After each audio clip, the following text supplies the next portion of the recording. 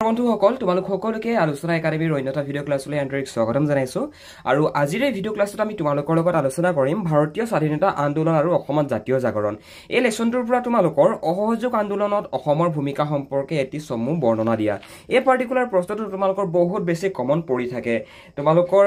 আগৰ যিকিটা এক্সাম হৈছিলে তোমালোকতকৈ আগত অৰ্থাৎ 2017 চনৰ পৰা 2017 ৰ পৰা যদি আমি মন কৰো তেনেহলে 17 ৰ পৰা 24 লৈকে 2017 চনৰ পৰা 2024 চনলৈকে এই প্ৰশ্নটো বহু এক্সামত অহা দেখিব পোৱা গৈছে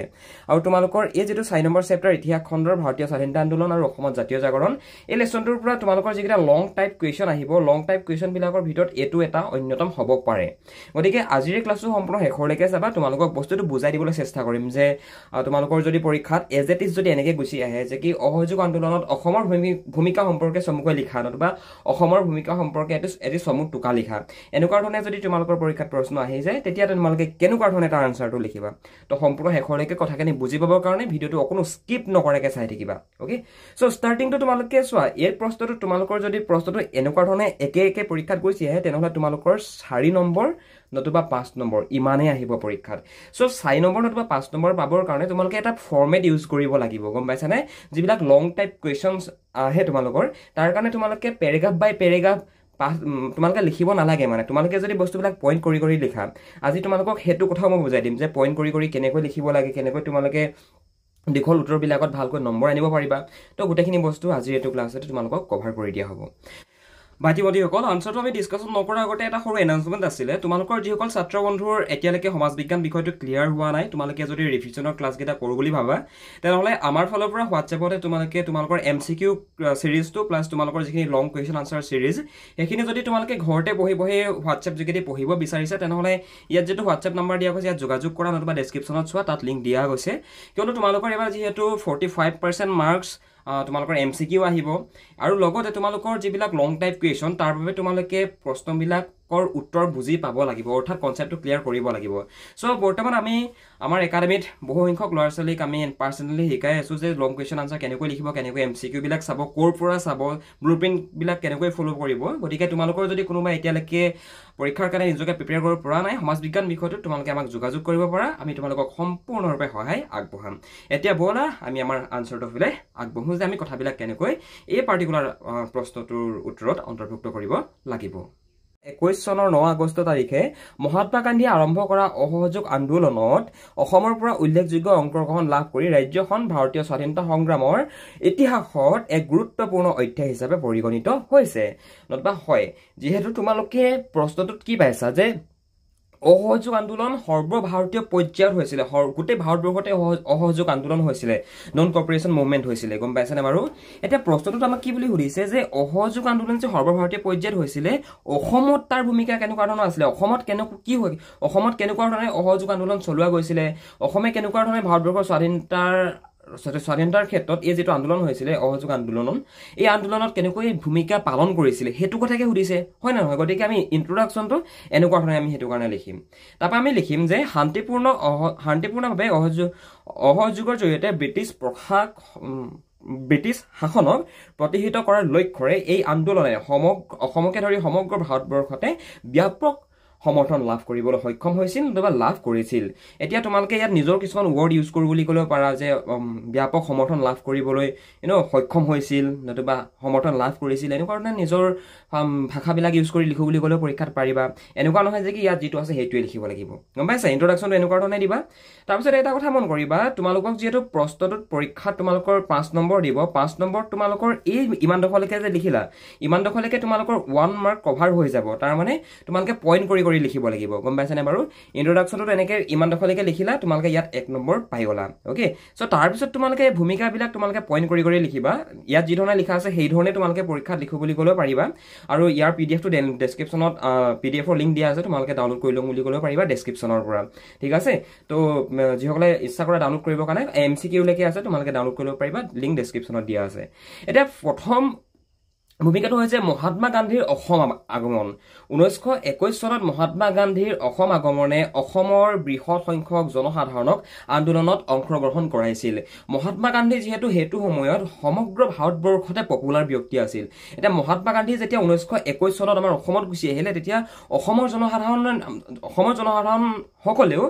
মানে স্বাধীনতা পাবৰ কাৰণে এটা মানে এটা উম্মিদ পাইছিলে মানে উম্মিদ গম পাইছানে বাৰু এটা আশ্বাস টাইপৰ মানে পাইছিলে কিয়নো মহাত্মা গান্ধীক সেইটো সময়ত সকলোৱে ভাল পাইছিল ৰেসপেক্ট কৰিছিল মহাত্মা গান্ধীক আমি জাতিৰ পিতা বুলি কওঁ নহয় জানো গতিকে মহাত্মা গান্ধীয়ে যদি কিবা এটা কথা কৈছিল জনসাধাৰণক যে তোমালোক ওলাই আহা আন্দোলন কৰিব লাগে আমি অহিংসাভাৱে আমি আন্দোলন কৰিম তেতিয়া মহাত্মা গান্ধীৰ কথা মানুহে মানি চলিছিলে মানে গম পাইছা নাই তো এতিয়া 1921 চনত যেতিয়া অসমলৈ মহাত্মা গান্ধী আহিলে গম পাইছানে মহাত্মা গান্ধী অহাৰ পৰৱৰ্তী পৰ্যায়ত অসমৰ পৰা বহুত মানুহ ওলাই আহিছিল মানে বিভিন্ন গাঁৱে ভূঞে থকা বিভিন্ন লোক ওলাই আহিছিল আন্দোলন কৰিবৰ কাৰণে কিয়নো হেতু সময়ত অসমতো ব্ৰিটিছৰে ৰাজ আছিল গম পাইছানে বাৰু ইয়াণ্ডাবু সন্ধিৰ পাছততো জানাই আৰু যেতিয়া তোমাৰ মানসকল আৰু তোমাৰ ইংৰাজৰ মাজত যেতিয়া ইয়াণ্ডাবু সন্ধি হ'ল ইয়াণ্ডাবু ট্ৰিটি যেতিয়া সাইন কৰা হ'ল চুক্তি স্বাক্ষৰ কৰা হ'ল তাৰ পৰৱৰ্তী পৰ্যায়ত মানে ডাইৰেক্টলি নতুবা ইনডাইৰেক্টলি আমাৰ অসমৰ কন্ট্ৰলটো ব্ৰিটিছৰ ওচৰত গুচি যায় হয়নে তো ষ্টাৰ্টিঙতে তোমালোকে লিখিবা যে মহাত্মা গান্ধীৰ আগমন যে 1921 চনত মহাত্মা গান্ধী যেতিয়া অসম আহিলে অসম অহাৰ পৰৱৰ্তী পৰ্যায়ত অসমৰ প্ৰায় সংখ্যক জনসাধাৰণে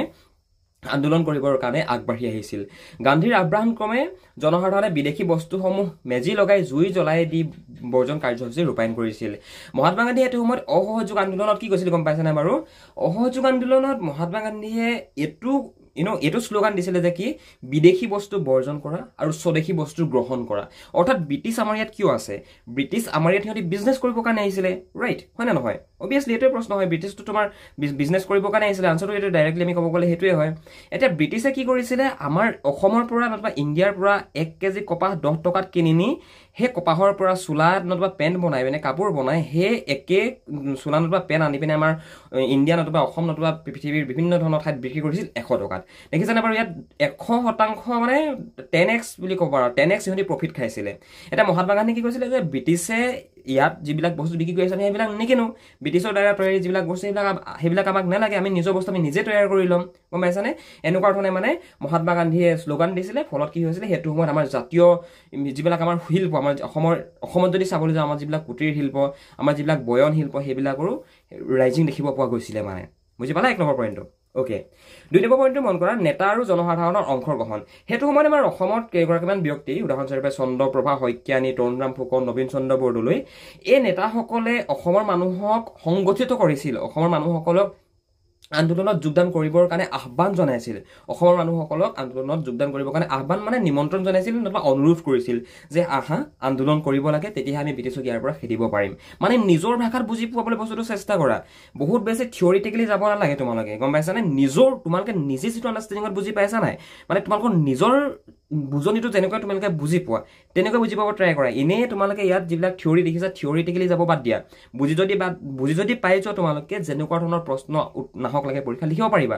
এতিয়া নেতাৰ সাধাৰণ অংশগ্ৰহণ পইণ্টটো তোমালোকে মনত ৰখাই ল'লা এতিয়া এইখিনি তোমালোকে লাইন বাই লাইন মনত ৰখাবলৈতো তোমালোকৰ দৰকাৰ নাই নামকেইটা মনত ৰখাই থৈ দিলা যে চন্দ্ৰপ্ৰভা শইকীয়ানী তৰুণৰাম ফুকন নবীন চন্দ্ৰ বৰদলৈ এই ব্যক্তিসকলে কি কৰিছিলে অসমৰ জনসাধাৰণক সক্ৰিয় কৰিছিল অসমৰ জনসাধাৰণক মানে সংগঠিত কৰিছিল আৰু আন্দোলনত যোগ কৰিবৰ কাৰণে আহ্বান জনাইছিল ইয়াৰ লগতে তোমাৰ যিবিলাক চৰকাৰী অনুষ্ঠান প্ৰতিষ্ঠান আছিল সেই অনুষ্ঠান প্ৰতিষ্ঠানসমূহৰ লগতে যিবিলাক বিদেশী সামগ্ৰী সেই বিদেশী সামগ্ৰী মানে কি মই তোমালোকক উদাহৰণটো দিছিলোঁ যে 10 টকাত কাপোৰ আমাৰ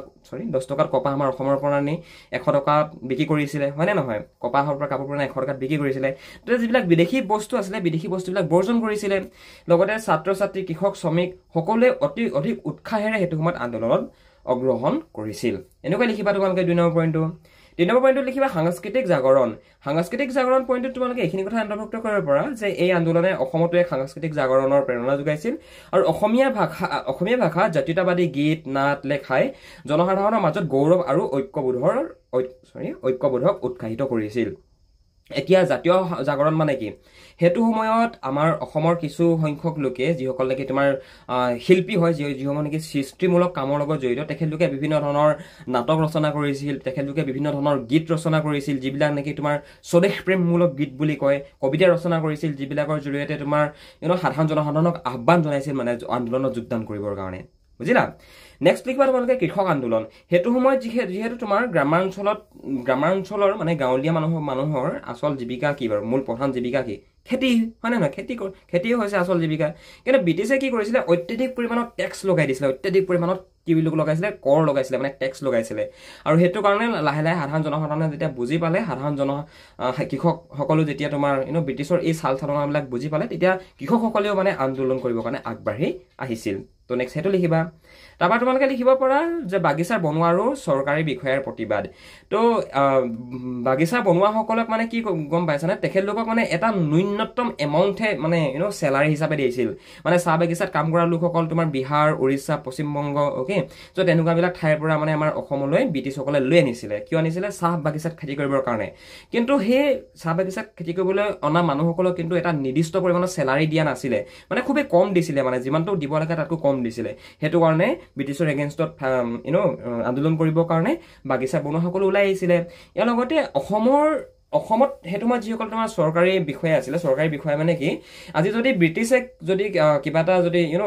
টিচাৰ নতুবা বিভিন্ন ধৰণৰ যদি তোমাৰ কিবা ভেকেঞ্চি উলিয়ায় তেনেহ'লে তাত মাত্ৰ সিহঁতি নিজৰ মানুহবিলাকক ভৰাইছিলে হয়তো তোমাৰ বেংগলী মানুহক ভৰাইছিলে নহয়তো তোমাৰ ব্ৰিটিছৰ যিবিলাক